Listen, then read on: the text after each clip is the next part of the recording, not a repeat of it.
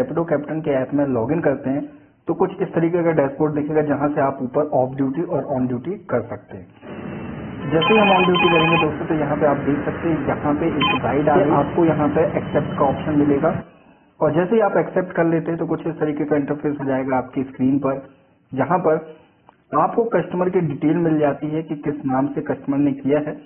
और लोकेशन के लिए यदि आप देखें यहाँ पे तो गो टू मैप करके एक ऑप्शन मिल जाएगा जिसके जरिए आप जीपीएस के थ्रू उसकी पिकअप लोकेशन देख सकते हैं। आप यहाँ पे देख पाएंगे कि महज 400 मीटर की दूर की ये राइड है, मतलब कि 2 मिनट से भी कम का समय लगना है। इसलिए आप यहाँ पे देरी ना करें, फटाफट कस्टमर की लोकेशन पर पहुंच जाए। रीजन यही है क्योंकि यदि हम अननेसेसरी डिले करते हैं तो डिले करने से कस्टमर के कैंसिल करने के चांसेस ज्यादा हो जाते हैं और कस्टमर यदि आपकी राइड कैंसिल करता है तो फिर आपको दिक्कत हो सकती है। जैसे कि आप यहाँ पे देखिए, यहाँ पे कस्टमर का कॉल आ गया, यदि प्राइवेसी सेट की जाती है तो उनका नंबर नहीं दिखेगा बल्कि रैपिडो कैप्टन के ऑफिस के नंबर से आपको कॉल आएगा रीडायरेक्ट होके, जिससे यदि आप उनसे कंफर्मेशन कर सकते हैं कि आप कहाँ पे खड़े हैं, किस जगह पे हैं और कहाँ आपको चलना है। तो ये सारी चीजें बातें करने के बाद जैसे ही कॉल आपकी कनेक्ट हो जाती है, कंप्लीट हो जाती है, तो आप अपनी पिकअप लोकेशन तक एज सून एज पॉसिबल रवाना हो जाए। और रवाना होने के लिए आप यहाँ पे जीपीएस की भी मदद ले सकते हैं यदि आपको एड्रेस अच्छे से पता नहीं है तो चलिए यहाँ पे देख सकते हैं आप जीपीएस से मैं ऑन द वे हूँ, बाइक चला रहा हूँ और बाइक चलाते साथ साथ वहाँ जीपीएस लोकेशन पर मैं पहुंच रहा हूँ। एक चीज मैं आपको और बता देता हूँ दोस्तों यहाँ पे कि यदि आप पिकअप लोकेशन से 200 मीटर से ज्यादा दूर पर होंगे तो वो राइड आपकी अराइव नहीं होगी। इसलिए जीपीएस लोकेशन का ध्यान रखना बहुत जरूरी है। यदि कस्टमर आपको उस जगह के अलावा कहीं और भी बुला रहा हो तो भी आपको रिक्वेस्ट करनी कि सर आपने जहां से पिकअप लोकेशन की है वहीं से ही राइड स्टार्ट होगी, या फिर आप पिकअप लोकेशन जो है वो अपडेट कर सकते हैं। तो यहाँ पे 40 मीटर दूर पहुंचने के बाद मतलब कि मैं एग्जैक्ट लोकेशन पर हूँ, थोड़ा बहुत इधर उधर हो सकता है।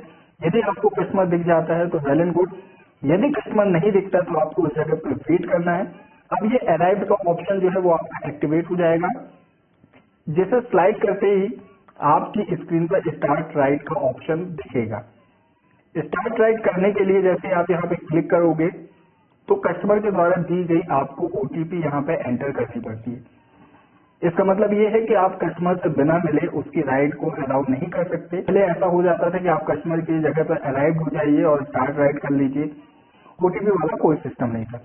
अब यहाँ पे यदि कस्टमर आपको नहीं दिखता तो आपको ऊपर ऑप्शन मिल जाएगा कॉन्टेक्ट करने का, जिसके लिए आप कॉल कर सकते हैं।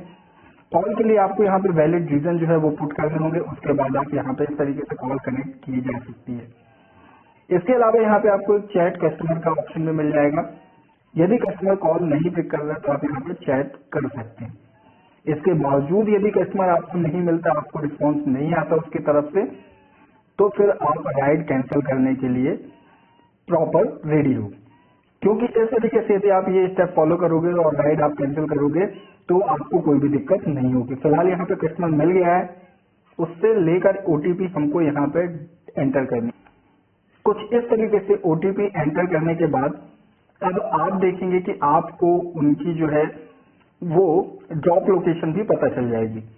ड्रॉप लोकेशन पता करने के बाद आपको यदि वो रूट पता है तो आप नेविगेशन बंद करके सिंपली राइड कर सकते हैं जो भी सुटेबल बेस्ट सुटेबल आपको रूट मिलता है। यहाँ पे ध्यान रखिएगा दोस्तों, वैसे तो जीपीएस के द्वारा जो रूट आपको सजेस्ट किया जाता है आप उसी रूट से जाएंगे तो आपकी पेमेंट उतनी होगी जितना कि फेयर आपको मिलना चाहिए। लेकिन यदि आप शॉर्टकट करते हैं तो फिर आपको उस शॉर्टकट के पैसे नहीं मिलेंगे, आपको जो एक्चुअल फेयर है उससे कम होके आपको मिलेगा।